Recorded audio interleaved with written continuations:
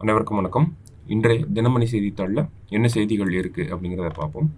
முதல் செய்தியில் பார்த்தீங்கன்னா, பிரதமர் மோடிக்கு மொரீஷியஸ் நாட்டின் உயரிய விருது அப்படின்னு சொல்லி கொடுத்துருக்காங்க. சரியா?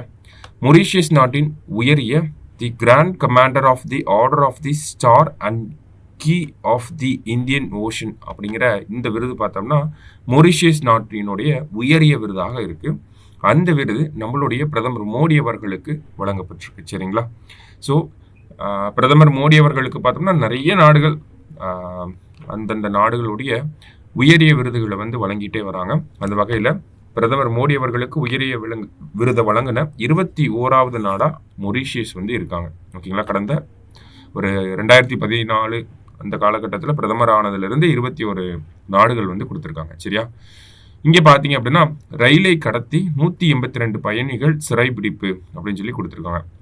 அதாவது பாலுச்சிஸ்தான் அப்படிங்கிற பகுதியிலோட முக்கியமான நகரம் தான் இந்த குவெட்டா அப்படிங்கிற நகரம். இந்த குவெட்டா அப்படிங்கிற நகரத்திலிருந்து பகாவல்பூர், லாகூர், இஸ்லாமாபாத் வழியா பெஷாவர் வரைக்கும் போகக்கூடிய இந்த ட்ரெயினை பார்த்தோம்னா பாலுச்சிஸ்தான் லிபரேஷன் ஆர்மி இவங்க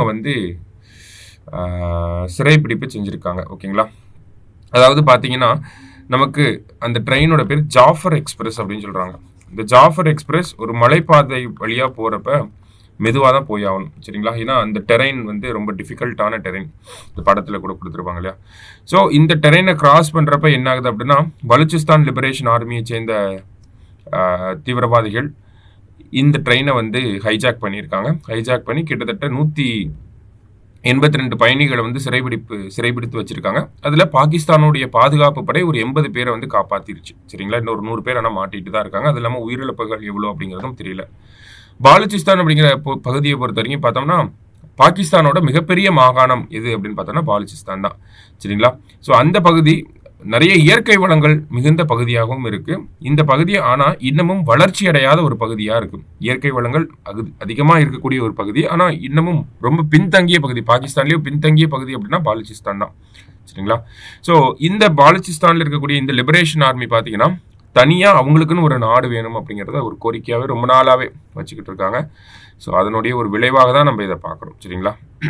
ஜஸ்ட் என்ன செய்தி அப்படிங்கிறத தெரிஞ்சுக்கோங்க. இன்டர்நேஷ்னல் லெவலில் இம்பார்ட்டண்ட்டான ஒரு விஷயம். சரிங்களா? ரைட். நெக்ஸ்ட் பார்த்தீங்கன்னா இன்றைய திருக்குறள். இன்றைய திருக்குறளை பார்த்தீங்கன்னா குடிப்புறம் காத்தோம்பி குற்றம் கடிதல் வடு அன்று வேந்தன் தொழில் அப்படின்னு கொடுத்துருக்காங்க. குடிகளை பிறர் வருத்தாமல் காத்து தானும் வருத்தாமல் காப்பாற்றி அவர்களுடைய குற்றங்களை தக்க தண்டனையால் ஒழித்தல் அரசனுடைய தொழில் பழி என்று அப்படின்னு கொடுத்துருக்காங்க. ஸோ பீப்புளை பாதுகாக்கணும். பீப்புளை அவங்களுமே அந்த கவர்மெண்ட்டுமே பார்த்தோம்னா அந்த அரசாங்கமுமே பார்த்தோம்னா எந்த ஒரு இன்னல்களுக்கும் ஆளாக்கக்கூடாது. அதே மாதிரி தவறு செய்யக்கூடியவர்களை சரியான முறையில் தண்டிக்கணும். இது எல்லாமே அரசனுடைய தொழில் அப்படின்னு வள்ளுவர் சொல்கிறார். திருக்குறள் எண் 549 அதிகாரம் செங்கோன்மை. சரிங்களா? அடுத்ததாக பார்த்தீங்கன்னா இன்றைய செய்தித்தாளில் இன்னும் 2 செய்திகள். நேற்று நாடாளுமன்ற கூட்டத்தொடரில் நம்மளுடைய சுகாதாரத்துறை அமைச்சர் புதுசாக ஒரு விஷயங்களை கொண்டு வர போகிறோம் அப்படிங்கிறத சொல்லியிருக்கார். கிட்டத்தட்ட இந்தியாவில் இந்த புற்றுநோய் மையங்கள் அப்படிங்கிறத கொண்டு வர போகிறோம் அப்படிங்கிறத சொல்லியிருக்கார். புற்றுநோய் பராமரிப்பு மையம், புற்றுநோயாளிகள் பராமரிப்பு மையம். ஓகேங்களா? ஸோ இந்த நிதியாண்டில் பார்த்தோம்னா 200 புற்றுநோயாளிகள் பராமரிப்பு மையம் அப்படிங்கிறத நிறுவ போகிறோம் அப்படிங்கிறத சொல்லியிருக்காங்க. இந்தியா ஃபுல்லாகவே நிறைய மையங்கள் அடுத்தடுத்த 3 ஆண்டுகளில் வரப்போகுது அப்படிங்கிற ஒரு செய்தியை கொடுத்துருக்காரு. அவ்வளோதான். சரிங்களா? நெக்ஸ்ட் பார்த்தீங்க அப்படின்னா இது ஒரு முக்கியமான நியூஸ். சைபர் கிரைம் ரிலேட்டடாக நமக்கு நிறையா விஷயங்களை அரசாங்கம் பண்ணிகிட்டே இருக்காங்க. அதில் பார்த்தோம்னா 2 சாஃப்ட்வேர்ஸ் பற்றி இந்த இடத்துல கொடுத்துருக்காங்க. அண்ட் தென் சைபர் கிரைம் அப்படிங்கிறது சமீபத்தில் கரண்ட் அஃபேர்ஸில் ரொம்ப அதிகமாக ரிஃப்ளெக்ட் ஆன ஒரு டாபிக். ஓகேங்களா? மேபி நமக்கு கொஸ்டினில் கேட்கறதுக்கும் வாய்ப்புகள் இருக்குது. ஸோ இங்கே பார்த்தோம்னா பிரதிபிம்ப் அப்படிங்கிற ஒரு போர்ட்டலை பற்றி கொடுத்துருக்காங்க. இந்த பிரதிபிம்ப் அப்படிங்கிற இந்த போர்ட்டல் பார்த்தீங்கன்னா நமக்கு I4C மத்திய அரசாங்கத்தோட ஹோம் மினிஸ்ட்ரி கீழே இருக்கக்கூடிய I4C அப்படிங்கிற அமைப்பு உருவாக்கியிருப்பாங்க. I4C அப்படிங்கிற அமைப்புனா என்னன்னா Indian cyber crime coordination centre அப்படின்னு சொல்லுவாங்க. அந்த 4C வரும், அதனால தான் I4C அப்படின்னு வச்சிருக்காங்க. Indian cyber crime coordination centre அப்படிங்கிறது. இந்திய இணைய குற்ற ஒருங்கிணைப்பு மையம் அப்படின்னு தமிழில் சொல்லுவாங்க. இந்த I4C வந்து பிரதிபிம் அப்படிங்கிற சாஃப்ட்வேரை கிரியேட் பண்ணியிருக்காங்க. இந்த சாஃப்ட்வேர் பார்த்தோம்னா ஜியாகிரபிக்கல் இன்ஃபர்மேஷன் சிஸ்டம் பேஸ் பண்ணி ஒர்க் ஆகக்கூடிய ஒரு சாஃப்ட்வேர். அதாவது இந்த சைபர் கிரைம் ஆக்டிவிட்டீஸ்க்கு மொபைல் டிவைசஸ் அந்த மாதிரி டிவைசஸ்லாம் யூஸ் பண்ணுவாங்க இல்லையா?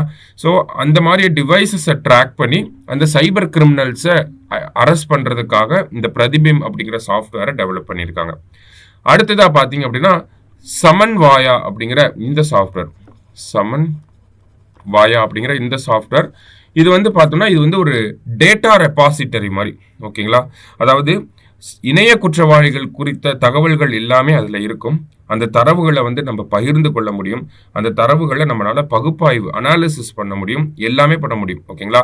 ஸோ இந்த சமன்வாயா போர்ட்டலில் ஒவ்வொரு மாநில அரசாங்கமும் மாநிலத்தில் இருக்கக்கூடிய இந்த லா என்ஃபோர்ஸ்மெண்ட் ஏஜென்சிஸ் இருப்பாங்க இல்லையா, இவங்க எல்லாருமே என்ன பண்ணுவாங்கன்னா அந்த சைபர் கிரைம் ரிலேட்டடாக அவங்களாம் என்ன பண்ணியிருக்காங்க, என்ன குற்றவாளிகள்லாம் கண்டுபிடிச்சிருக்காங்க, என்ன மாதிரியான குற்றங்கள்லாம் நடந்திருக்கு, இந்த மாதிரி எல்லா டேட்டாவுமே அதில் அப்லோட் பண்ணுவாங்க.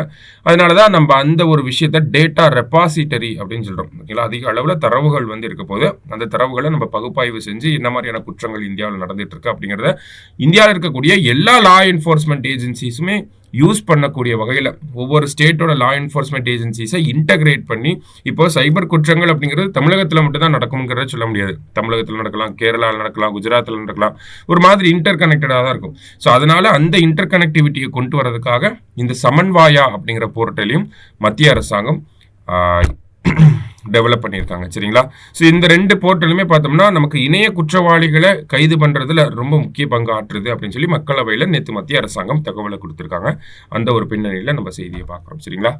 ஸோ இன்றைய செய்தித்தாளில் இருந்த முக்கியமான செய்திகளை பார்த்துருக்கோம். நன்றி.